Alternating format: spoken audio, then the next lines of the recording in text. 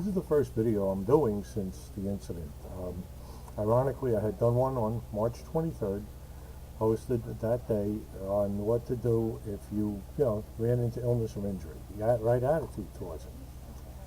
And on the 24th, I was talking about illness and injury about 10 feet from where I'm sitting now. I almost kicked the bucket. I was upstairs. I couldn't breathe. I was choking, just more fluid come out, and of course that wonderful taste of blood. That's something you never forget. And it's, well, obviously I know what it is, but not like this before. Was it like a car accident or some kind of thing where, you're bleeding from an injury? This was bleeding really deep. It came out pink. And I got downstairs and I felt myself starting to go. I was going to black out. And that's when I just yelled, dial 911. I didn't black out, but breathing was really hard. If they didn't get here, my wife could never have driven me to the hospital in time for me, because I would have stopped breathing. So, well, another close call. And this has had to have been the worst, because I've never been so out of control in a dangerous situation. Even when I had the heart attack, I still had a little mobility and stuff. This stuff froze me in my tracks. It's not like being in a car wreck. It's not like looking down a barrel of a gun. Or being some of the other interesting things that can happen that I know, my experiences. This was pretty scary. But they came, they got me to the hospital, and the rest is pretty much history. I got a little lucky this time. I had a good roommate in the hospital. Usually I end up with some wacko or something. But this time, he was cool. He was in his 80s. He was actually a mobster. He used to run rackets in Brooklyn. Now he's pretty much out of it. But when we talked, because he said he still likes to stay up late at night, like the old days. So we talked all night. It was great. We got along just fine. And I was never involved with the mob myself. I never had any dealings with them per se. I mean, I knew people who were in it. Some of them I went to school with. Some of them others, some of the others, from somewhere else. But I never really had gotten involved. But you kind of living where I did, doing the things I was doing, you knew something about it, and you always knew, someone who might have been involved. Just a matter of geography. You live in certain areas. It's there. It wasn't too strong a presence where we were, but we know. And let's face it, I've never really talked about it, and I probably won't, but in those wild years, the 70s, I was involved in some circles with some people and things that were, let's just say the other side of the law. So I understand these things, So we got along just fine. We were talking about stuff, and pretty cool.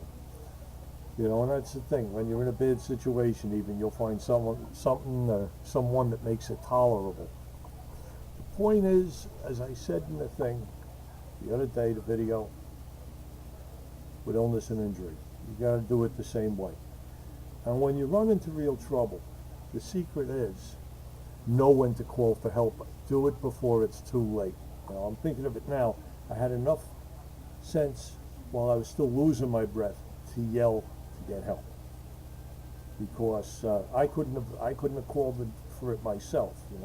So you got to be able to get help, call for help while you have time. Now you have to do it in time. The other thing is, when help arrives, you got to do what the help tells you to do, because obviously you're not in control of the situation. And if you call the right kind of help, they are. They know how to control it. So this is a case where you got to literally give up control in order to survive. It's the only way I can describe it. And you got to know something else. No matter how bad it gets, you'll get through it if you keep on that path. Don't deviate from it. It's like going through a dark tunnel, and I've used this analogy before. When you're going through this dark tunnel, you may not come out in the same shape you went in. You may not come out with as much as you went in, but you will get out the other side if you stick with it. And once you're out on the other side, back in the daylight again, there's opportunity again. There's everything you want. Life ain't fair. I say this all the time. Life isn't fair can be another way of saying, then let's get on with the business of life and let's be confident about it. Because once you accept the unfairness, you can deal with it. As I said the other night, it's just like with feelings. If you have feelings, don't stuff them or ignore them. Say, this is what I feel in your own mind. You don't have to tell anyone else.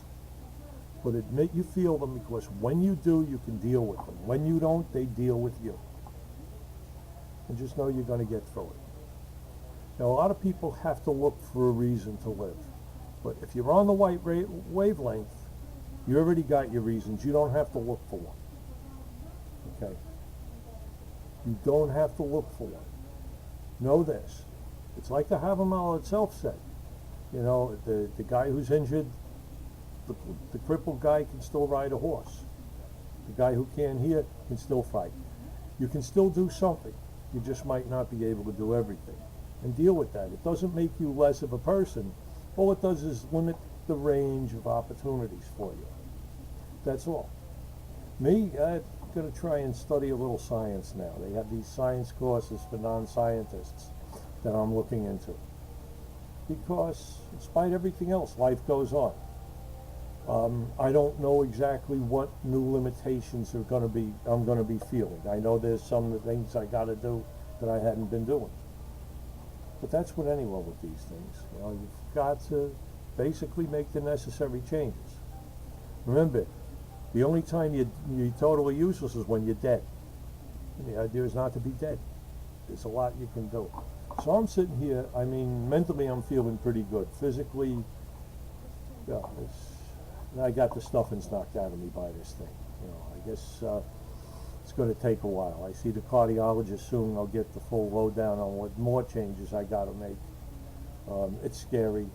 This is something I had never experienced before. It's not like a heart attack. So just got to roll with it. But again, you know, it's over with. The worst is over. I can get on with what I want to do. And there's things I want to do. You know, that's the thing. As long as you got things you want to do, you're okay. So remember, when something bad, call for help in time.